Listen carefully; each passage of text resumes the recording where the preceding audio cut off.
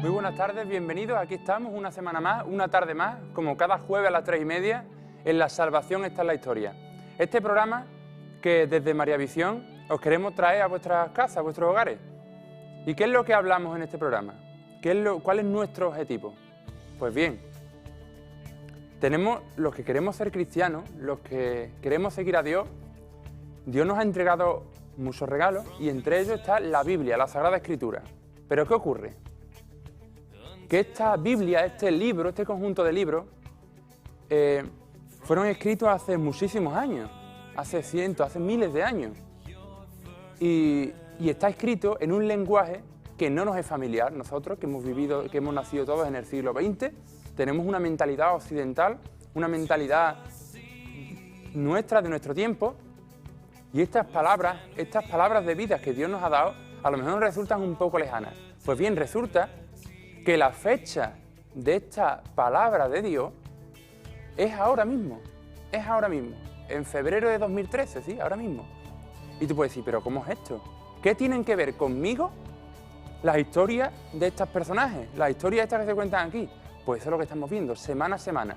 Estamos viendo qué tiene que ver contigo y conmigo. Pues bien, hoy vamos a tratar la historia de una persona muy importante en el pueblo de Israel, la historia del rey David. Si os recordáis las últimas semanas, siempre me gusta hacer una breve introducción recordando lo que hemos estado hablando. La semana pasada hablamos de Samuel. Samuel, que era un profeta suscitado por Dios y que hablaba al pueblo en nombre de Dios. Y como el pueblo le pedía a Dios un rey, Samuel ungió a quien Dios le había dicho, a Saúl, en primer lugar. Pero Saúl no era un hombre según el corazón de Dios. Saúl, queriendo contentar a Dios y contentar a los hombres, resulta que no contentó a ninguno. Se enemistó con todos y buscando solamente su propio interés, al final, pues, se alejó de Dios. Se alejó de hacer la voluntad que Dios tenía preparado. Así que Samuel, que es lo que vamos a ver en este programa, siguiendo a la voz de Dios, va a ungir a un nuevo rey, a David. Así que Dios, que es el Dios de la historia, va encaminando los pasos de Samuel hacia David. Y además Dios le dijo a Samuel, yo te haré saber lo que tienes que hacer y vas a ungir al rey el que yo te diga, no el que te parezca a ti. Así que Dios le dice a Samuel que vaya a la ciudad de Belén. A todos nos suena la ciudad de Belén, ¿no? La ciudad donde nació Jesucristo. Pero también hace un par de semanas, no sé si lo recordáis, hablamos de esta ciudad. Cuando vimos la historia de Ruth y Booz, que era donde vivían. Pues bien, Dios guía a Samuel hasta la casa de Jesé. Jesé era nieto de Ruth y Booz. Pues este Jesé tenía 7 hijos y Dios le dijo a Samuel que uno de los hijos sería el elegido. Pues bien, así que imaginarse la situación, llega el profeta de parte de Dios, Samuel todo contento, pero resulta que en ese momento estaban en la casa solamente 6 de sus hijos. El pequeño, que se llamaba David, estaba en el campo pastoreando. Entonces, uno por uno se van presentando ante Samuel y dice que cuando Samuel vio al primero, así tan fuerte, tan valiente, le dice, seguro, así tan alto, tan fuerte, ese es un rey ahí que pueda defender. Este es el que Dios va a elegir. Y le dice Dios, no, este no es Samuel. Porque la mirada de Dios no es la mirada de los hombres. Dios no mira las apariencias, sino mira lo que hay dentro del corazón.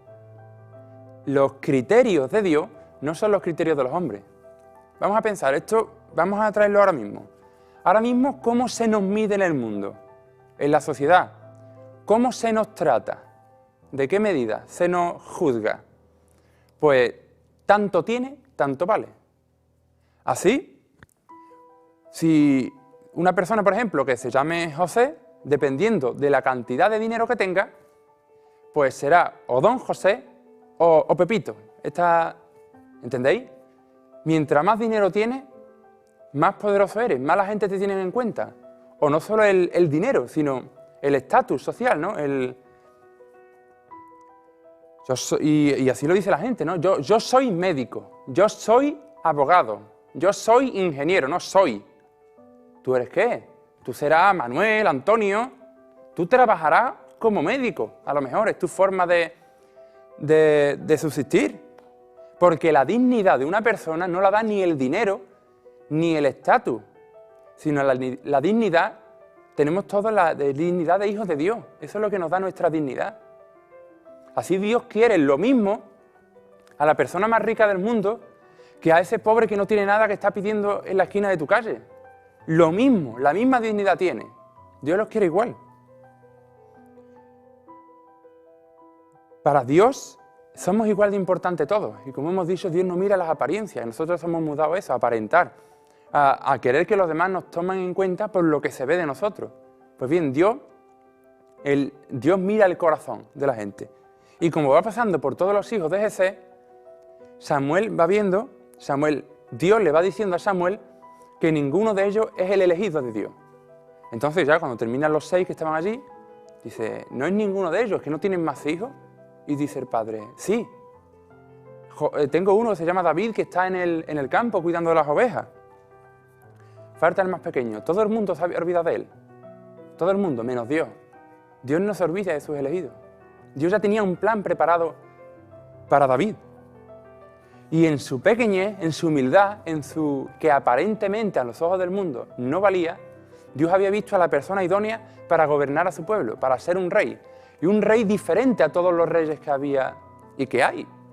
Un rey que lo que es, poder. Yo mando y ordeno, lo que yo diga se hace. Pues bien, Dios busca primero la humildad.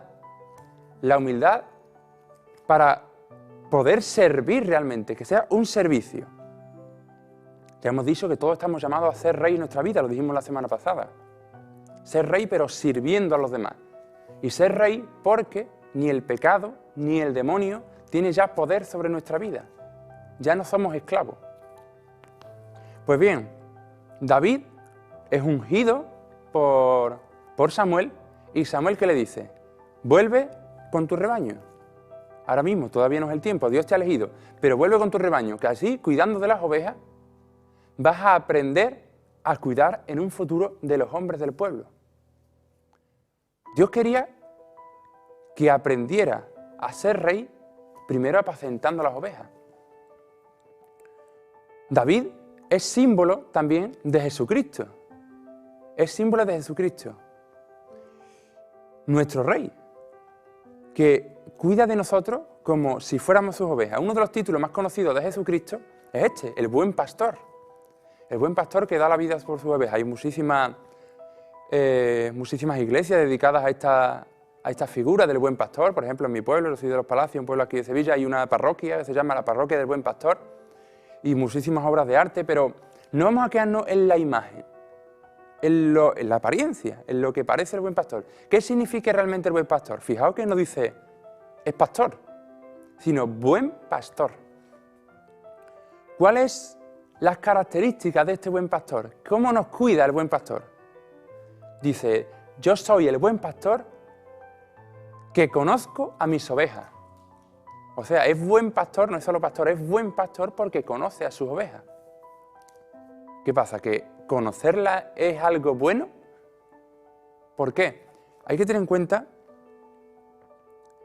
que ¿cuál es el sentido este de conocer? ¿Cuál es el sentido de conocer?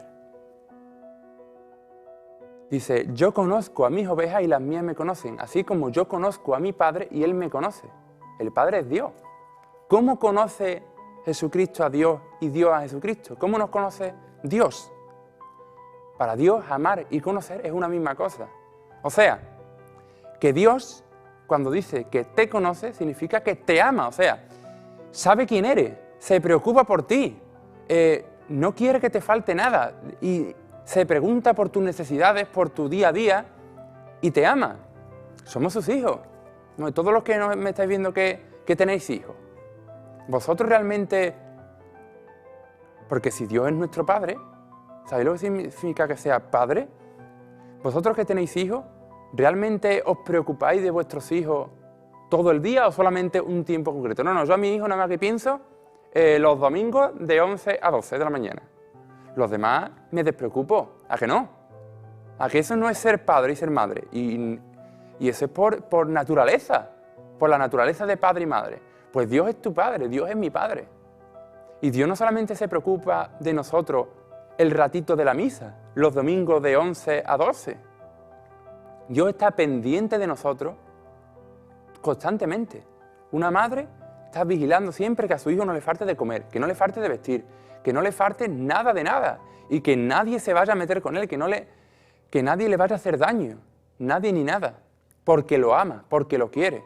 Así es Dios con nosotros. Se preocupa constantemente de nosotros, de nuestro alimento. Pero ¿qué es lo que ocurre? Que nosotros nos alimentamos no solo de pan, sino de toda palabra que sale de su boca. Y por eso nos está constantemente hablando por medio de los acontecimientos, hablando por medio de la Escritura, hablando por medio de Él mismo, que se presenta cada día en nuestra vida, en personas concretas, en situaciones concretas. Nos está alimentando constantemente. Lo que pasa es que eso no nos damos cuenta. El pastor, estamos hablando del buen pastor que cuida por sus ovejas, el pastor se desvive por las ovejas, no duerme, los vigila, no va a venir un lobo, no va a faltarle nunca a los prados verdes, pero las ovejas no se enteran. Las ovejas comen, van para allá donde le digan. Entonces, nos dice, nosotros los cristianos somos las ovejas de este pastor. Entonces estamos en un rebaño, no estamos... Cuando veis a un pastor, no sé si lo habéis visto, las ovejas no están aisladas cada uno para un lado, sino van en un rebaño. Nosotros como cristianos estamos en un rebaño, en el rebaño de la iglesia, donde nos conducen hacia pastos y hacia fuentes, las fuentes del bautismo y el pasto de la palabra de Dios que nos podemos alimentar, como le ha dicho, ¿no? Y nos dice, el que no es pastor, nos dice Jesucristo, porque por eso hay buen pastor, porque hay malos pastores. El que no es pastor, cuando ve venir a un lobo, huye para salvar su vida. Y deja a las ovejas a su suerte. Pero Dios no es así. Él da la vida por sus ovejas. Jesucristo da la vida por nosotros. Ante la muerte, ante el sufrimiento, ante el demonio que nos acecha cada día, Jesucristo viene dándonos la vida. Se ha entregado voluntariamente en la cruz por nosotros. Él es lo que ha hecho. Ha entregado su vida, su cuerpo, su sangre, todo su ser para salvarnos, nosotros que somos simples ovejas. Igual que ha dicho que ame a los pastores, por eso, fuera de la iglesia, fuera de Jesucristo, no hay esto, no hay esta entrega, este amor verdadero. Podrá haber buenas palabras, podrá haber apariencia, pero a la hora de la verdad, a la hora del sufrimiento, a la hora de la cruz y de la muerte, huimos del sufrimiento. Pero Jesucristo no, Jesucristo permanece, para que sepa que no está solo, que Él ya ha pasado por ahí antes. El buen pastor conoce el balido, la voz de sus ovejas y lo que necesitan en cada momento. Así si están manchadas las lava, si tienen hambre las alimenta, si tienen miedo, pues les hace que se duerman a su lado, ¿no? Cuando estás triste las consuela. Así es como Jesucristo nos trata a nosotros, que a veces tenemos una idea equivocada, deformada de lo que es Dios. Dios nos trata así. Y dice que si el buen pastor pierde, que tiene 100 ovejas, una se sale del redil y se va, ¿qué es lo que hace el pastor? Deja las 99 allí y sale corriendo detrás de esta oveja. La busca, la llama y cuando llega hasta ella la coge. No le riñe, ni le castiga, ni le pega, sino la acaricia, la toma sobre sus hombros y la trae. Así es como nos trata el Dios cuando, por nuestro pecado, buscando otros pastos, buscando otro pastor, nos alejamos del redil de la iglesia. Dios no nos castiga, no nos trata como merecen nuestros pecados, sino que Dios ha venido a buscarnos, ha venido a buscar y a salvar lo que estaba perdido. Es lo que siempre nos ha dicho. Jesucristo nos dice en el Evangelio que hay más alegría en el cielo por un pecador que se convierte que por 99 justos que no necesita conversión. Si Jesucristo ha venido a buscar a los pecadores. ¿Y a los pecadores quién? A nosotros que en cada día en nuestra vida se presenta el pecado, se presenta la desobediencia a Adán y Eva cada día en nuestra vida, como lo hemos estado viendo programa a programa. Pues bien, Dios no nos deja de hablar, no nos expulsa del rebaño, al contrario, se vuelca, donde abundó el pecado, sobreabundó la gracia. Dios nos quiere más de lo que nos pensamos, más de lo que nos podemos llegar a querer nosotros mismos. Fijaos, si nos decía, si vosotros amáis así a vuestros hijos, que sois malos, ¿cómo más os amará Dios a vosotros? Pues bien, vamos a hacer ahora una breve pausa, vamos a hacer un breve corte y después seguimos hablando qué es lo que tiene que ver todo esto con nuestra vida. Hasta ahora mismo.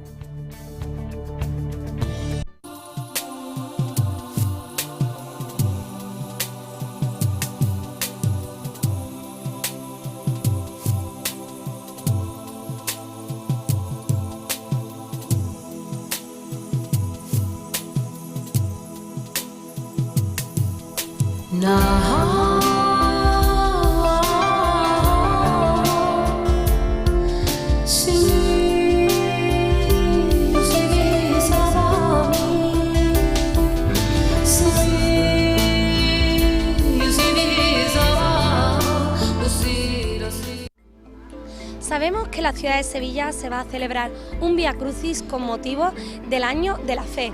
Vía Crucis es una palabra que viene del latín y significa camino de la cruz. Queremos preguntar si la gente sabe que va a suceder este acontecimiento y qué significado trascendente tiene un Vía Crucis. ¿Cada persona lleva su propio Vía Crucis? Vamos a preguntarnos. ¿Sabéis que va a haber un Vía Crucis en la ciudad de Sevilla? ¿Un qué? Vía Crucis. No, no lo sabía. ¿Qué es eso? O sea, nunca he escuchado. Como una procesión, ¿no? Claro. Interesantísimo y muy importante, sí que es verdad, bonita. Ni idea. No. Ni idea. ¿He oído algo? No lo sabía.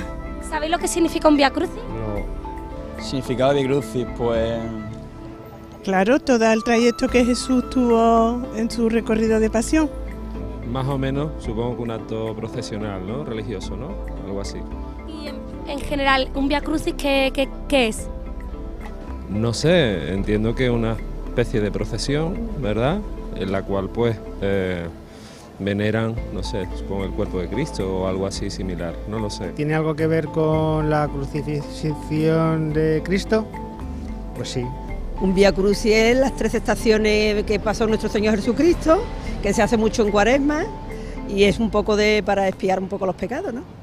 Se consigue una gracia o una petición que queramos pedirle al Señor. No. Antiguamente era como una especie de procesión que sacaban. La Semana Santa. Yo no sé. ¿Nos interesa? A mí no, la verdad. Ni por la belleza estética de los pasos. No. Hombre, como movimiento cultural, todo movimiento cultural, ya sea de una índole o de otro, en este caso religioso, sí, ¿por qué no? Pues sí, sería interesante. Lo que pasa es que yo no voy a estar aquí. Yo lo dudo porque estoy con mi hijo, o sea, no creo. Yo personalmente me gustaría verlo, pero no podré porque estaré en Alemania. Pero él está aquí, así que... Bueno, me pasaré por aquí. Me pasaré por aquí. Sí, no me quedaré acá, pero pienso que sería una buena oportunidad para mirar todo lo que ha pasado, que se pasará. ¿Cree que cada persona puede tener en algún momento de la vida su propio Vía Crucis? Todos tenemos nuestro propio Vía Crucis y nuestra propia pasión. Claro que la vida la tendremos que aceptar y vivir lo mejor posible. Sí, pienso que sí. Tengo mucha fe. Seguro, por ejemplo, ahora con el tema de la política, seguro que todos y la crisis tenemos un Vía Crucis interno. Siempre, siempre lo llevaremos. Cada cual con el suyo. Todo el mundo lleva una cruz. Eso, cada uno lleva la suya, como mejor puede. Yo, más que nada como reto personal, sí, ¿no? En un momento de tu vida yo creo que tienes que recordar más o menos lo que pasó y en tu vida puedes aplicarlo, ¿no? Creo, vamos. Sí, yo pienso que, a ver, un Vía Crucis es que depende de cómo te lo tomes, ¿sabes? Yo, por ejemplo, para mí, yo no creo. Entonces, bueno, a lo mejor no me lo tomaría como se lo toma otra gente, pero aplicándolo a la vida, sí, ¿no? Siempre se puede, siempre todo el mundo lo tiene, ¿no? Claro. Porque creas o no creas, un Vía Crucis es un sufrimiento, todos tenemos un sufrimiento. Exactamente. Y hay que luchar por ello, ¿no? Así que yo creo que sí. Parece ser que realmente la gente no está tan enterada del acto del Vía Crucis que va a tener lugar el próximo 17 de febrero, domingo, en la ciudad de Sevilla. Pues bien, considero que es una buena ocasión para que todos vivamos de cerca y descubramos lo que es un Vía Crucis, aquí, en María Visión.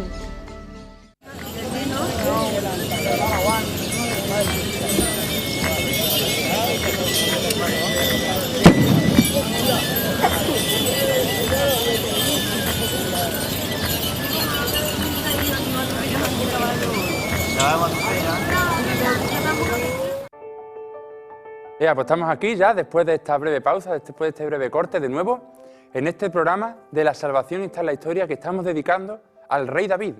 Y estamos diciendo antes de pausa que el rey David aprendió a ser rey siendo pastor primero. Y es un símbolo muy claro de cómo es rey Jesucristo en nuestra vida. Jesucristo se le da el título de el buen pastor que da la vida por sus ovejas, por nosotros. Y así decía, por ejemplo, que el buen pastor conduce a sus ovejas por caminos rectos. Los caminos rectos, este camino es desconocido para el mundo.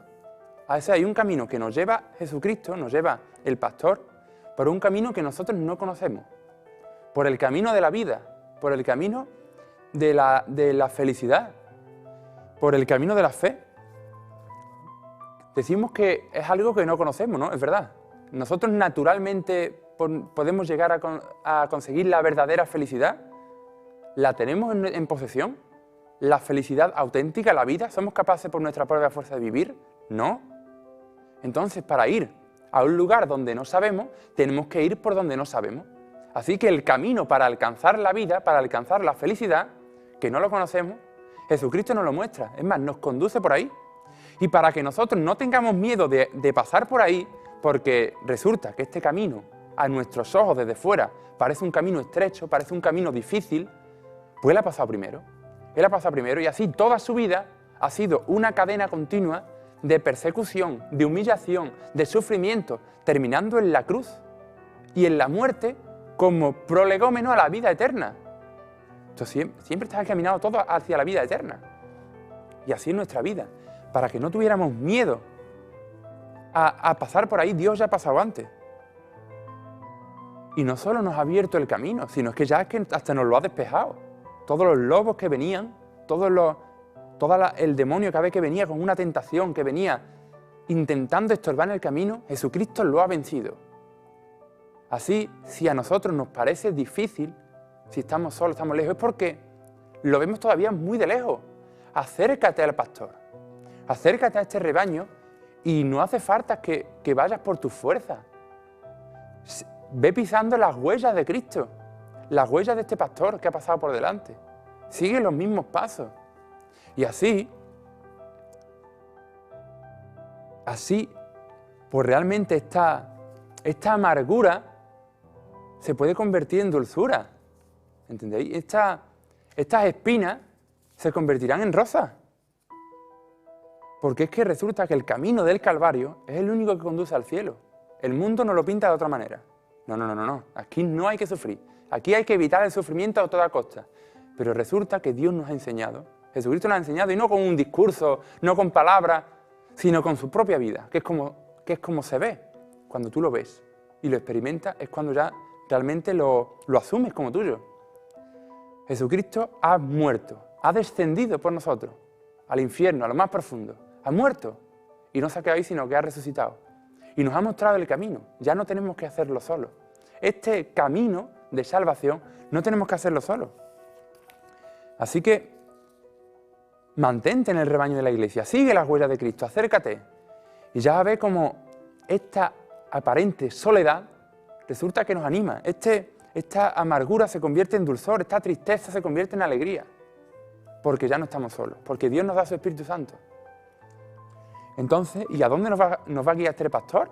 Este buen pastor que ha dado la vida por nosotros, ¿dónde nos va a llevar? A otro sitio que no es la vida.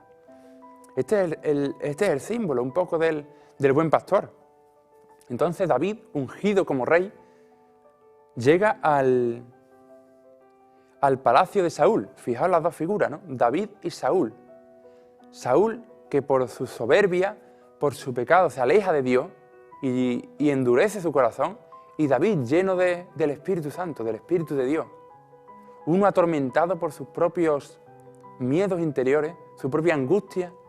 Y el otro, que no va allí para quitarle el trono, no va allí para echarle en cara nada, sino que, dice la Escritura, lo cuenta, que David ayuda a Saúl con su música. David sabía tocar los instrumentos y compuso muchos salmos, muchos cánticos, que eso a Saúl le confortaba. Pues bien, si David es símbolo de Jesucristo, resulta que Jesucristo también en tu vida ha entonado un cántico. Y se dice, bueno, ¿cómo? Ha entonado un cántico. Cuando estaba en la cruz de madera, fijaos, es como si fuera un arpa, realmente. Fijaos en la imagen un poco.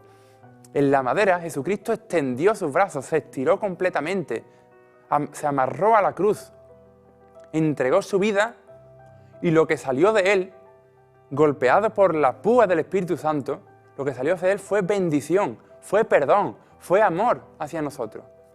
Él se ha hecho la nada para que tú lo recibas todo, para que tú seas todo. Tenga su espíritu y pueda ser verdaderamente feliz. Entonces, para contarle un poco también que David compuso la mayor parte de los salmos que están en la Biblia, se les atribuye a él. ¿Y qué significa la palabra salmo? Que a lo mejor no lo tenemos muy asimilado. Bueno, un salmo no es más que como una especie de poema, de cántico, de oración que está escrito y los hay de muchos tipos, los hay de acción de gracias, de súplica. Y claro, nosotros que si queremos rezar a Dios y a lo mejor no sabemos cómo, pues bueno, pues ahí ya tenemos una manera de utilizarlo, que están para eso, para nosotros. La palabra salmo viene del griego y significa tocar un instrumento de cuerda, porque los salmos muchas veces se acompañaban con música. Y por eso al conjunto de salmo también se le llama salterio. Salterio era un instrumento de cuerda, otra cosa igual. Siempre hay salmos para cada ocasión.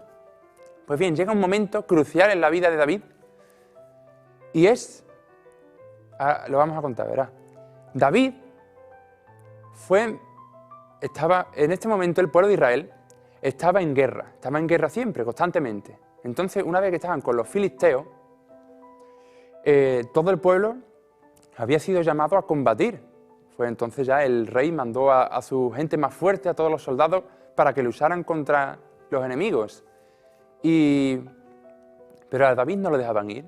A David lo consideraban tan poca cosa, tan débil, que no podía luchar contra los enemigos. Entonces dice que llega un momento que están, claro, todos los hermanos de David, que eran tan fuertes, eran tan grandes, pues todos estaban en la guerra.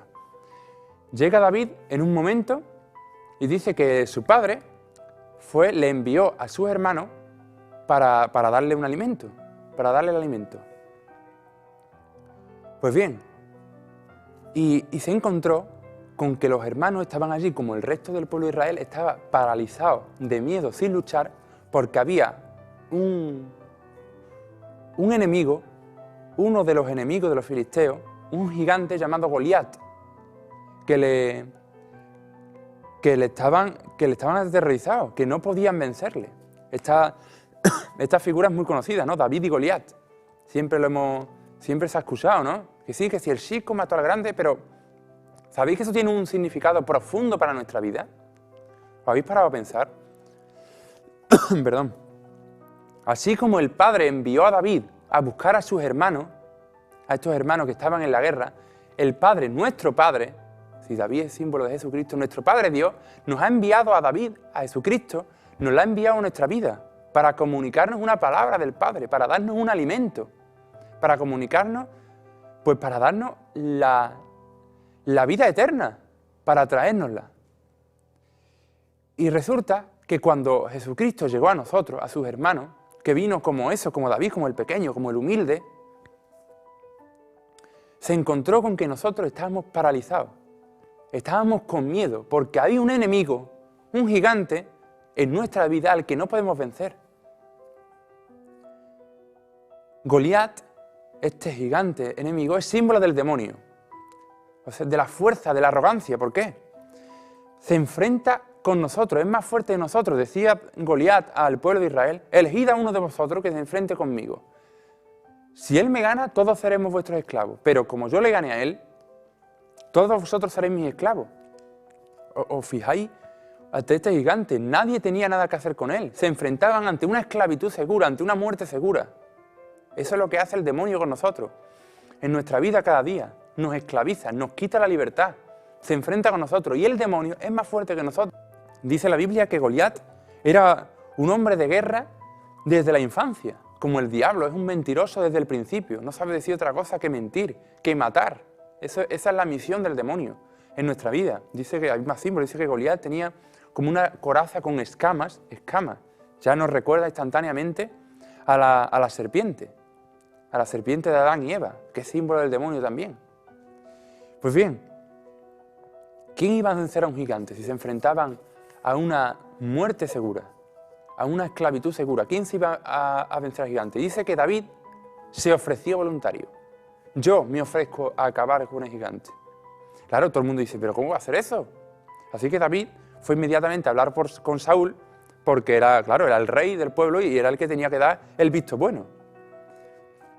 Entonces Saúl le dice, ¿cómo vas a vencer tú si eres tan pequeño?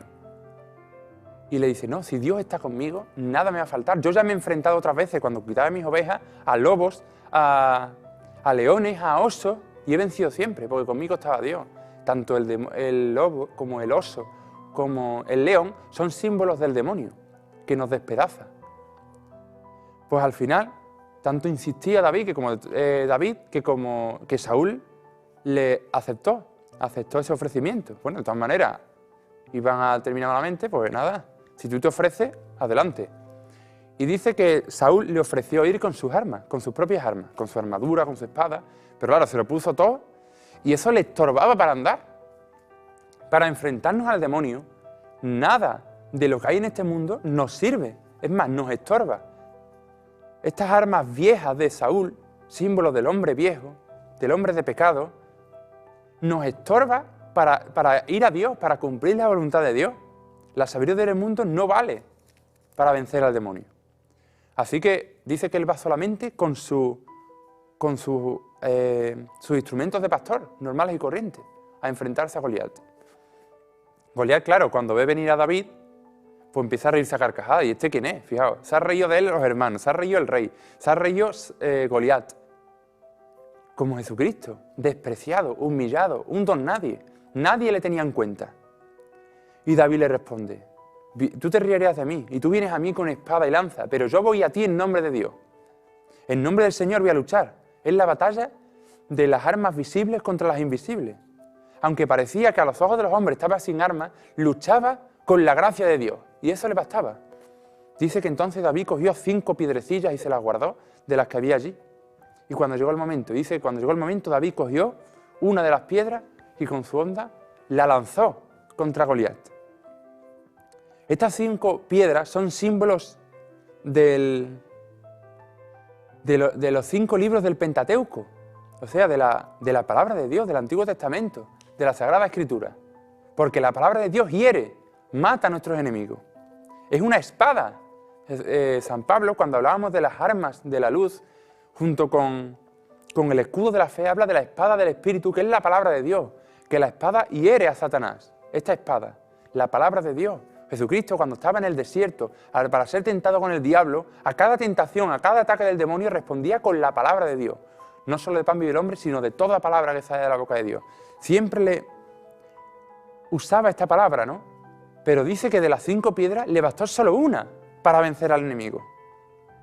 Solo hace falta una palabra para vencer a nuestro enemigo, para vencer la muerte. Una palabra, la palabra encarnada. ¿Cuál es? La palabra hecha carne. Jesucristo. Jesucristo basta para vencer la muerte que se nos presenta a nosotros cada día, al demonio. Al final, Jesucristo bastó. La piedra esta derribó al filisteo, esta piedra derribó al demonio, y dice que al final David cogió la espada mismo del gigante y le cortó la cabeza. O sea, que utilizó la misma espada del enemigo para matar al enemigo. Eso es lo que ha hecho Jesucristo. Si el arma que tenía el demonio contra nosotros era la muerte, y por miedo a esta arma, por miedo a la muerte, hemos estado toda la vida esclavos de nuestro propio egoísmo, para no experimentar la muerte ni el sufrimiento, hemos estado esclavos de todo, hemos estado esclavos del demonio. Resulta que Jesucristo ha cogido la muerte, ha cogido esta espada, y con la muerte ha matado al demonio, ha entrado en la cruz, ha entrado en la muerte y la ha vencido. Él ha cubierto de luto el infierno. Ha cubierto de vergüenza la muerte. Ya nos ha pasado de la esclavitud que estábamos seguras a la libertad de los hijos de Dios. Nos ha pasado de la muerte a la vida. Y estas 5 piedras que es símbolo del Antiguo Testamento, de la ley antigua, que son estas piedrecitas, esos guijarros que habrán estado, ¿cuántas veces habrán estado allí? Rodando por todos los ríos del mundo sin que fueran útiles, porque la ley sola, la ley entregada por Dios, en nuestra vida no podemos hacer nada. Nosotros con la ley nos supera, no podemos hacer nada. Pero sin embargo, esta ley en manos de Jesucristo, el Antiguo Testamento en manos del Nuevo, esta ley con la gracia, ya sí nos vale. Porque aquí ya no se trata de exigencia, de tener que cumplir. Todo esto ha sido vencida por Jesucristo. Jesucristo nos ha pasado de la obligación a la gratuidad, de la exigencia a la gracia. Y no solo ha vencido la muerte de una vez para siempre, sino que cada día en nuestra vida, cuando se presenta este demonio, se presenta este Goliat, cada día vence. Por eso todo el pueblo cantaba y vitoreaba a David. ¿Por qué? Cántico de alegría porque el enemigo ha sido vencido. Ya no tenemos que ser esclavos. Ya la muerte es absorbida en la victoria. Esta es la alegría de la resurrección que experimenta todo cristiano. ¿Tú la has experimentado en tu vida de verdad? ¿La has experimentado? ¿Has podido ver? Ojalá lo puedas experimentar. Que Jesucristo en tu vida concreta ha vencido a la muerte. Bien, esta es la parte de Goliat. Vamos a hacer una breve pausa y después seguimos, que tiene todavía otra cosa, tenemos más cosas que decir de David. Hasta ahora mismo.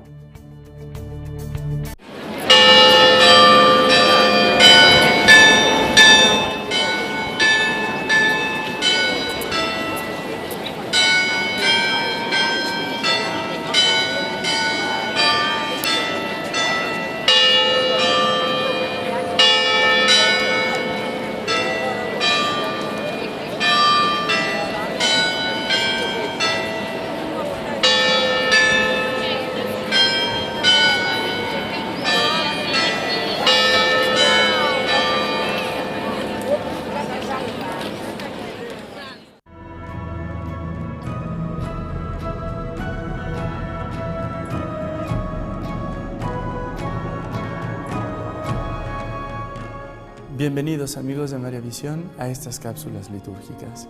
El día de hoy vamos a meditar sobre esta parte tan importante de la misa, que es la liturgia de la palabra. Se lleva a cabo en el ambón. El ambón es un lugar litúrgico junto con la sede, desde donde el sacerdote que actúa en la persona de Cristo preside a todo el pueblo de Dios en su oración y en su culto al Padre con Cristo por obra del Espíritu Santo. El altar, en donde se lleva a cabo la liturgia eucarística, y ahora estoy en el ambón, donde se lleva a cabo, como decía, la parte de la liturgia de la palabra. El ambón es esta estructura que está dentro del presbiterio, se llama presbiterio porque es donde están los presbíteros, los sacerdotes y los ministros, y pues tiene el sentido de recordarnos el sepulcro vacío, de que nosotros leemos la palabra de Dios a la luz de la resurrección. Ya incluso en la antigüedad había unos que tenían unas águilas, era un águila, la parte donde se apoyaba el libro, abajo siempre se dejaba ver un espacio vacío y siempre pues estaba el cirio pascual al lado del ambón, para significar pues cómo, recordarán aquel pasaje de la Escritura en el cual el apóstol San Juan llega al sepulcro, se asoma al sepulcro y nos dice la palabra de Dios que él vio y creyó. Entonces él encuentra el sepulcro vacío, la parte del ambón significa esa, el sepulcro vacío, y pues después el cirio, la luz de la resurrección, a la luz de la cual leemos la palabra de Dios. Entonces esto nos trae a considerar que el ambón es el lugar desde donde Dios habla otra vez a su pueblo, desde donde el resucitado, ya sea como profecía o como ley, se hace presente entre nosotros y después nos muestra cómo se han cumplido la profecía o la ley de Moisés. Entonces, esto es lo más importante de la liturgia de la palabra, que Dios habla a su pueblo, y es por eso que de ningún modo se pueden tener otro tipo de lecturas. Las lecturas de la misa tienen que ser siempre de la Sagrada Escritura y obviamente pues tomadas de los libros aprobados por la Iglesia, los libros litúrgicos. Entonces, si es Dios el que habla otra vez a su pueblo, la actitud nuestra tiene que ser de escucha en la fe, porque pues a veces, esto era además una una práctica antigua, es que la gente estaba siempre con sus misalitos, ¿no? Y estaba leyendo las lecturas. Pero la razón era muy sencilla, porque las lecturas eran en latín y pues a lo mejor la gente que estaba escuchando no entendía del todo el latín. Entonces al lado tenía su traducción en la lengua vernácula. Entonces, actualmente que nosotros, gracias al concilio, podemos escuchar la palabra de Dios en nuestro propio idioma, queda por nuestra parte tener esa actitud de escucha, ya no de lectura tanto, sino de escuchar, recordando lo que dice el apóstol a los romanos, el apóstol San Pablo, de que la fe viene por el oído. Entonces nosotros, al escuchar la palabra de Dios, crecemos en la fe.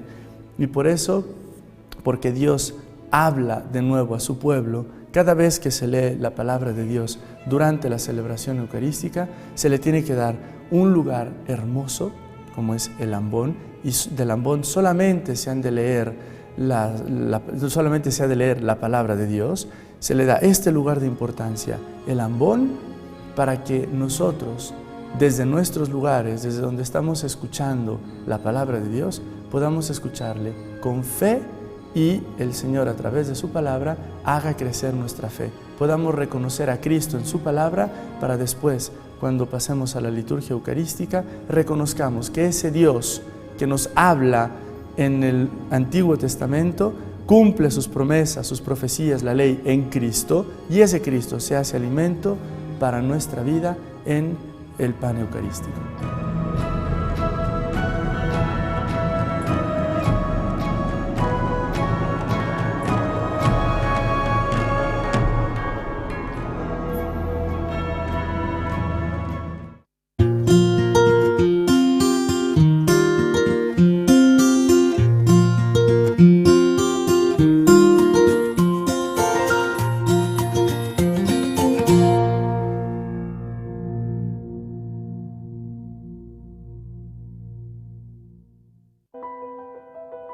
Pues estamos aquí ya después, ya en este último bloque de este programa de la salvación está la historia que estamos dedicando al rey David.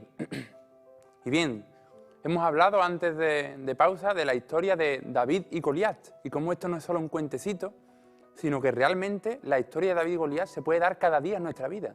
Cómo Jesucristo tiene poder para aplastar la cabeza de la serpiente, poder para darnos espíritu y poder ganar. Y que nosotros podamos experimentar realmente y podamos decirle a Dios que si tú has vencido a la muerte, por tu fuerza yo puedo vencer al maligno, yo puedo vencer al Goliat, al gigante que me acecha a diario. Él mismo va a vencer por nosotros, ya no somos nosotros. Podemos entrar en esta dinámica que hablaba antes. Pues bien, David esto lo había experimentado en su vida, el poder que tenía Dios. El poder que tiene Dios, que con Dios, si estamos con Dios, ¿qué vamos a temer? Nada nos falta. Pero claro, la vida sigue, la vida continúa y nosotros, aunque tengamos experiencia de que Dios ha actuado, también sigue hacia adelante los acontecimientos. Dice que pasa el tiempo y Saúl acaba muriendo y David es proclamado rey de Israel. Claro, lo que habían dicho. David conquista Jerusalén y todo el pueblo vive en alegría. Ya es un momento, ¿no?, de paz, después de tantas guerras, de tantas cosas. Es un momento de paz, de tranquilidad. Dios estaba con él en todas sus empresas. Es como decía el Salmo 1, ¿no? Todo lo que emprende le sale bien. Al justo, al que se ajusta a la voluntad de Dios, al que deja su vida en manos de Dios, Dios no lo deja. Dios tiene un plan maravilloso para cada uno. Dios colma de bendiciones. Y David lo había experimentado. Pero ¿qué ocurre? Que en medio de todo esto, en medio ya cuando la cosa va bien, en medio del valle de la tranquilidad, ¿qué ocurre? Que el rey se empieza a poner perezoso y descuidado. Ya empieza a olvidarse de Dios.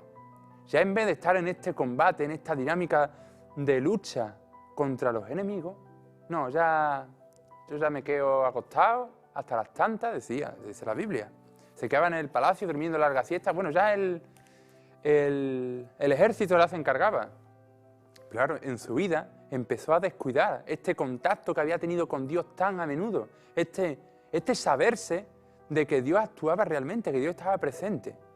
Él lo fue dejando y entonces un día y otro, y ya se despertaba, dice, cada vez más tarde, y en esta vagueza, en esta pereza, dice que sucede un acontecimiento. Es por casualidad, una cosa lleva a la otra. Un día al atardecer sucede algo, al atardecer, o sea, en el momento en que el sol está empezando a caer, en el que la noche se está acercando, veis que ya hay un clima propenso para que el demonio empiece a actuar. El demonio es verdad que ha sido vencido en la vida de David muchas veces, pero cada día es un día nuevo. Cada día aparece de nuevo. Y dice que en este momento concreto, el demonio que estaba acechando, y como veía las defensas de David bajas, tenía las defensas muy bajas, pues entonces sabía que podía atacar y podía hacer mucho daño. Porque David no era inmune al demonio. Nosotros no somos inmunes al demonio. Nosotros a veces nos creemos que por ser cristianos, por llamarnos cristianos o por ir a la iglesia, nos creemos que ya nosotros estamos ya libres de todo. Nosotros ya tenemos asegurado la vida eterna y el cielo. Y no es así. Cada día es un día nuevo. Cada día es un día nuevo. Entonces, por eso dirá Escrivá de Balaguer, creo que era, que decía que todo santo tiene un pasado y todo pecador un futuro. Porque hoy, concretamente, si de aquí para atrás has vivido en la voluntad de Dios, puedes tirarlo todo por la borda. Y al contrario, si de aquí para atrás has hecho lo que te ha dado la gana y has escuchado al demonio en tu vida, hoy te puedes poner de cara a Dios, que Dios está como el padre del hijo pródigo acogiéndote. Y esto porque tenemos que tenerlo en cuenta.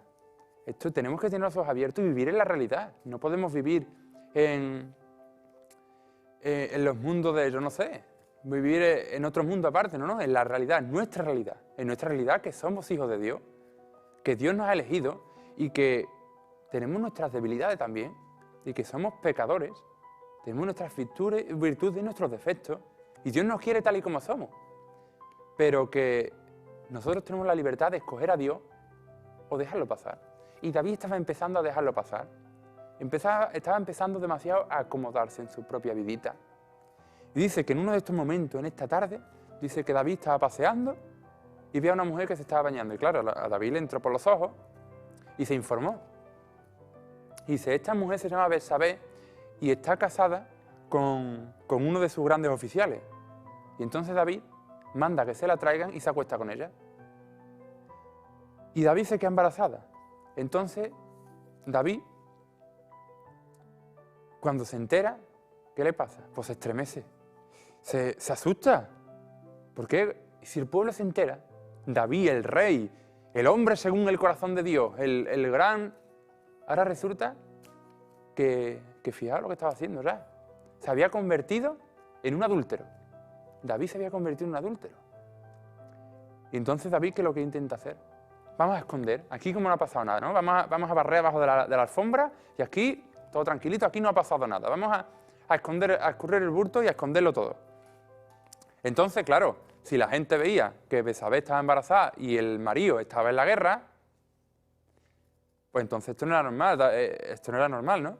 Entonces David dice que intentó que el marido volviera, pero en fin, sucedió una serie de cosas y al final David mandó una carta para decir que pusieran a Urías, que era el marido, lo pusieran en primera línea de guerra, así iba a morir seguro. Entonces, claro, si moría, ya la otra era viuda, se podía casar con el rey, entonces ya no pasaba nada. Ya la gente no tenía por qué enterarse. Y así lo hizo. O sea, ya David se convirtió en adúltero y en asesino también. Por su mano murió Urías. No directamente, pero todo lo planeó. Encubrió su delito en vez de levantar los ojos a Dios cuando pecó. Entonces ya David se queda tranquilo. David ya dice, mira, ya relajado, ya no tengo que preocuparme de nada. La gente no lo sabría. David podría haber engañado a todo el pueblo. David podría incluso haberse autoconvencido de que ya no pasaba nada. Pero había alguien que sí lo había visto. Dios, que lo ve todo y como hemos dicho, no se queda a las apariencias, sino que mira al corazón, vio lo que había hecho David. Y Dios, aunque había elegido a David y aunque estaba con David, Dios es justo. Y vio que David no había hecho lo que tenía que hacer. Perdón. Entonces, ¿qué es lo que hace? Dice que le envía al profeta Natán, que le dice, le cuenta una parábola, le cuenta como una historia. Y le dice, mira, había un hombre, un rey muy rico, que tenía, dice, escucha David, había un rey muy rico que tenía todo lo que quisiera, todos los rebaños, toda la comida que él quisiera. Y un día, cuando vino alguien de visita, en vez de coger de lo suyo, tenía un sirviente que solo el pobre lo único que tenía era una ovejita. Y la quería como si fuera una hija. Y nada más que tenía eso.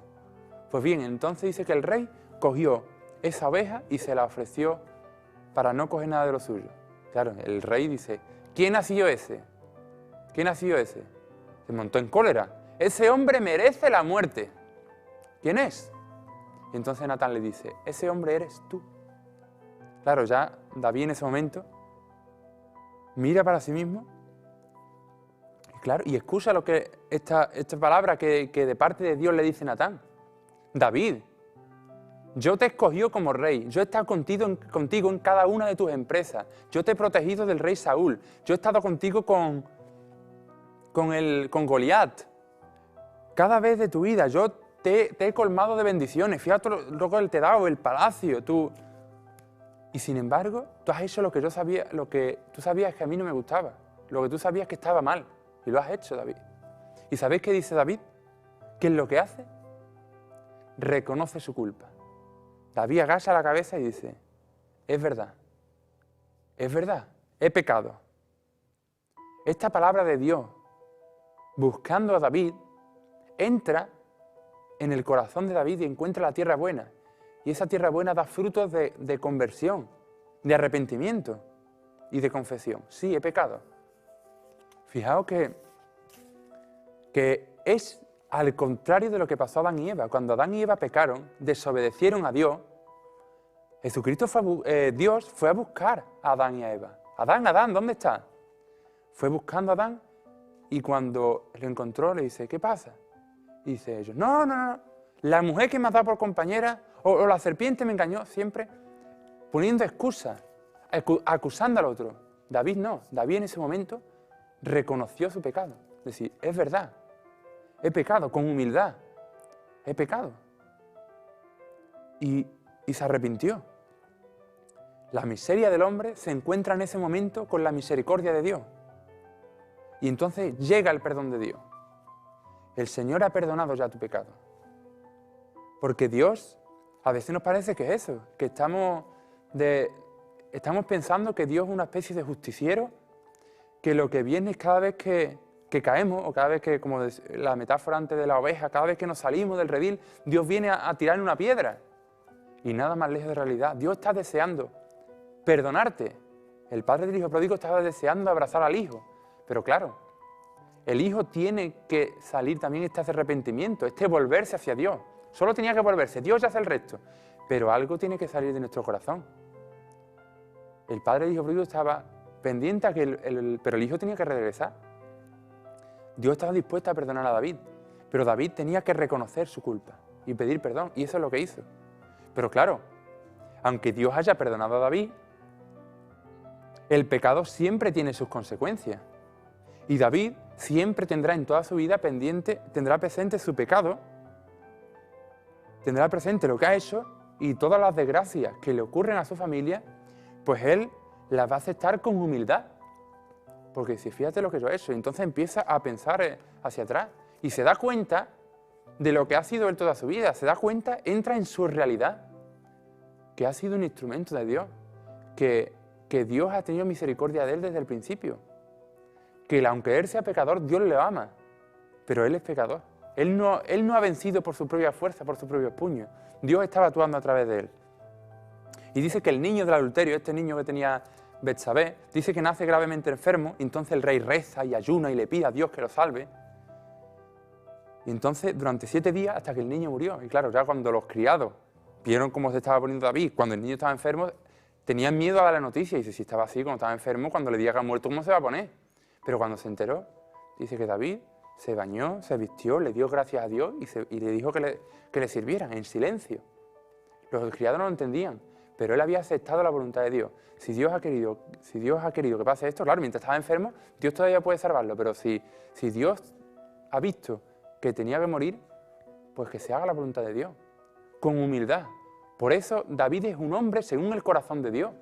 No porque fuera incorruptible, fuera perfecto, no somos perfectos, sino porque con humildad aceptó su debilidad, aceptó su pecado, aceptó su condición de pecador y se volvió hacia Dios y se unió a Dios Y esto es lo que Dios quiere con nosotros. El justo, la diferencia entre el justo y el pecador no es que no caigan, sino que el justo cae 7 veces y 7 veces se levanta. Conoce su realidad, sabe lo que es, lo pequeño que es. Y así que dice que David había aceptado que Dios es el dueño de la historia.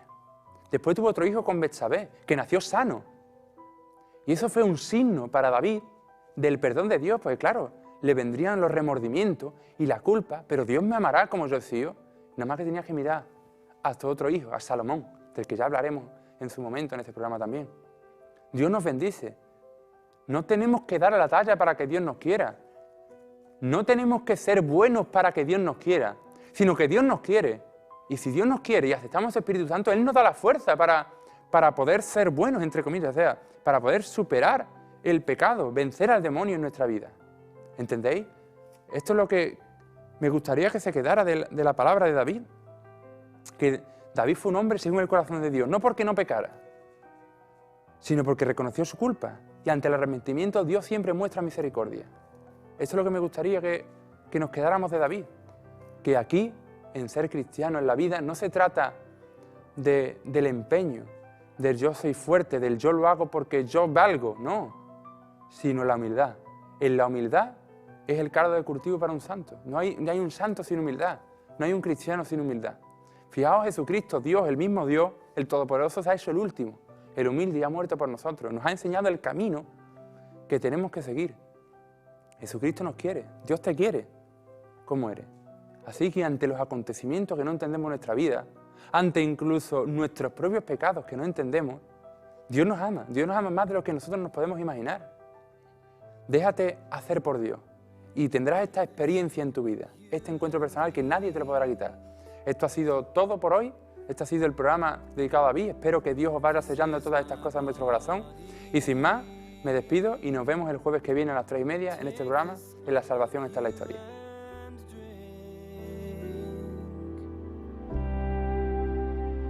This is my...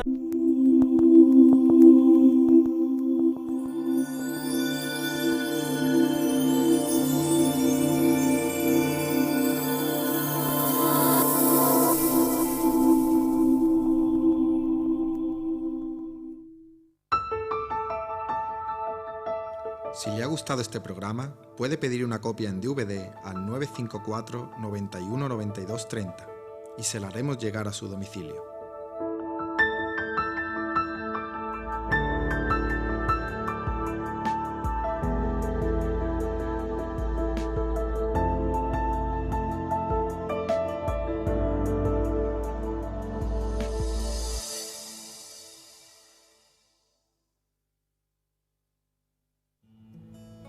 ¿Quieres aportar tu granito de arena para alcanzar la santidad? Colabora con nosotros para que María Visión pueda llegar a todos los hogares. María Visión España es un canal de televisión católico que se sustenta con la generosidad de los telespectadores. Necesitamos de tu ayuda para que María Visión sea una realidad y llegue a todos los hogares de España. Colabora con nosotros a través de la Fundación Estrella del Pilar. Número de cuenta 0049 4340 86 281 0012621. IBAN ES 65 0049 4340 8628 1001 2621.